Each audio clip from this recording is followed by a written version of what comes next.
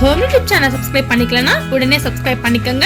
பக்கத்துல இருக்க பெல் பட்டனை கிளிக் பண்ணிக்கங்க. அப்பதான் நாங்க போடுற வீடியோஸ் உங்களுக்கு உடனுக்குடனே அப்டேட் ஆகும்.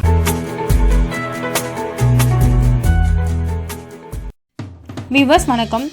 புடலங்காயை பற்றி மருத்துவ பயன்கள் மோஸ்ட்லி யாருக்கும் தெரிஞ்சிருக்காது. இப்போ அதை தான் இந்த வீடியோவில் நம்ம பார்க்க போகிறோம்.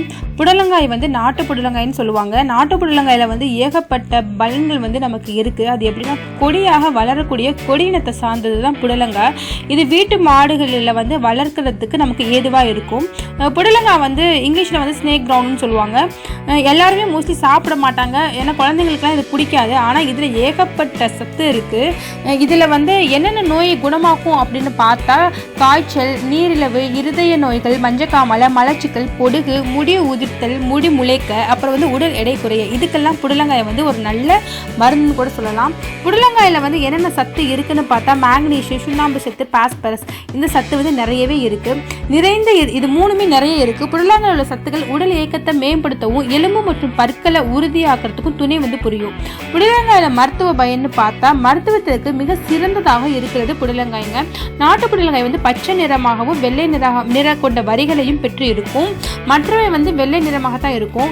இது சுகர், அதாவது நீரிழிவு நோய்க்கு ஒரு நல்ல மருந்துன்னு கூட சொல்லலாம். புடலங்காயில மற்ற காய்களில் உள்ள மாவு சத்தை விட குறைவான மாவு சத்து தான் இருக்கு. அதோட அதிகப்படியான நார்ச்சத்து இருக்கு. சர்க்கரை நோயாளிகள் புடலங்காயை தினமும் உணவில் சேர்த்துக் கொள்வதால் ரத்தத்தில் உள்ள சர்க்கரையின் அளவை கட்டுப்பாட்டில் வைக்க உதவுகிறது.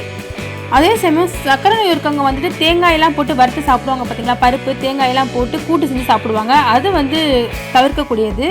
ஏன்னா சர்க்கரை உள்ளவங்க சும்மா குழம்பு மாதிரி வச்ச சூப்பு மாதிரி வச்ச புடலங்காயை சாப்பிடலாம். அதுக்கப்புறம் இருதய நோயால் பாதிக்கப்பட்டவர்கள் புடலங்காயை உணவில் சேர்த்துக் கொள்வதால் இருதய படப்பிடிப்பு, மன அழுத்தம் மற்றும் வலியை குணப்படுத்த இரத்த ஓட்டத்தை அதிகப்படுத்துகிறது. இருதய நோய் ஆரம்பகட்ட பாதிப்பு உள்ளவர்கள் விரைவில் குணமாகும். இந்த புடலங்காயை சாப்பிட்டா ஸ்டார்டிங் ஏஜ் குணமாகி நார்மலாக வந்துடுவாங்க. எண்ணெய் மிகவும் ரொம்ப கம்மியாக நம்ம யூஸ் பண்ணணும். எதுக்கு அப்படின்னா எண்ணெய் யூஸ் பண்ணால் அதில் நமக்கு பலனே கிடைக்காது. எண்ணெய் மிக குறைவாக காரத்திற்கு தகுந்த மிளகு சத்து அதிகமாக புடலங்காய் சேர்த்து நம்ம செஞ்சால் சாப்பிட்றதுக்கு சுவையாகவே இருக்கும். அப்புறம் விரைப்பு தன்மை அதிகரிக்க ஆண்கள் அதிகமாக உணவில் புடலங்காயை சேர்த்து வந்தால் தாமதத்தின் போது ஏற்படும் விரைப்புத்தன்மை குறைப்படு விந்து நீர்த்து போதல் குணமாகும். அப்புறம் சித்த மருத்துவத்தை ஆய்வுகளில் டெஸ்ட் பண்ணி தான் நமக்கு சொல்லியிருக்காங்க. அப்புறம் பொடுகு நீங்கிறதுக்கு, பொடுகு தொல்லை குணமாக புடலங்காய் ஒரு நல்ல சிறந்த மருந்து.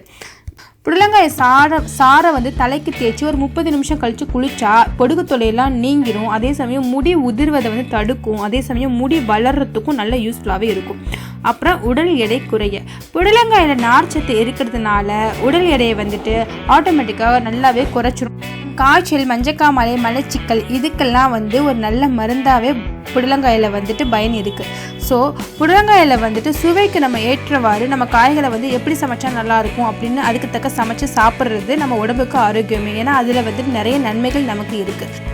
ஆனால் அதில் நிறைய எண்ணெய் சேர்த்தோ தேங்காய் சேர்த்தோ நம்ம வேறு மாதிரி நிறைய வேறு ஐட்டங்கள் சேர்த்து சமைச்சா நமக்கு எந்த பலனும் கிடைக்காது. மோஸ்ட்லி புடலங்காயை அப்படியே அவிச்சு கொஞ்சம் சுவையாச்சும் சேர்த்து காரம் லைட்டாக உப்பு சேர்த்து மட்டும் சாப்பிட்டு பழகி பார்த்துக்கோங்க. அப்போ தான் நமக்கு அதனோட பலன் முழுசாக நமக்கு கிடைக்கும்.